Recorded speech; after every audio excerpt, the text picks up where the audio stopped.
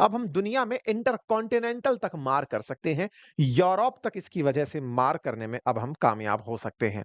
फिलहाल के लिए भारत के द्वारा जिस शक्ति का परीक्षण किया गया है, इसका अंदाजा आप इस बात से लगा लीजिए कि इसी अग्नि 5 मिसाइल को ट्रैक करने के लिए बार-बार चीन के द्वारा कई बार जासूसी और टोही जहाज पानी के भेजे गए थे।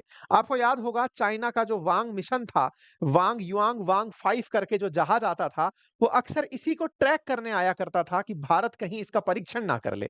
अब चीनी विदेश मंत्री की यात्रा थी और भारत ने उन्हीं के सामने इसका प्रदर्शन लगभग कर दिया है। वो 19 तारीख तक भारत में थे, उनके उड़ते ही हमने इसका परीक्षण कर दिया है। बुधवार को इसकी सफल टेस्टिंग फ्लाइट हमने कर दी है।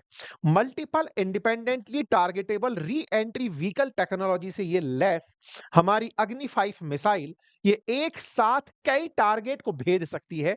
अग्नि 5 में 5-5 हजार किलोमीटर की रेंज को दर्शाता है। पाकिस्तान, चीन, तुर्की जैसे देश अब इसकी क्षमता में आते हैं।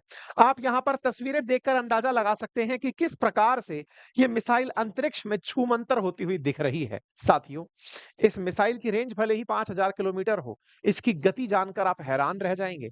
ये आवाज की गति से 24 गुना तेजी से लगभग 30,000 किलोमीटर प्रति घंटे की रफ्तार से उड़ने में सक्षम है। यानी कि अपने लक्ष्य तक पहुंचने में ये किस हद से और किस तेजी से चलती है, इसका अंदाजा आप इन किलोमीटर्स को सुनकर लगा सकते हैं। डीआरडीओ के द्वारा जिस मिसाइल का परीक्षण किया गया, ये असल मायने में स्ट्रेटेजिक फोर्स कमांड के अधीन किया गया। अब ये स्ट्रेटेजिक फोर्स कमांड क्या है?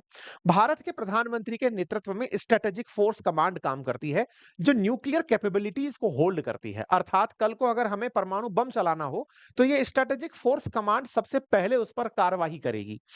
पृथ्वी 3 के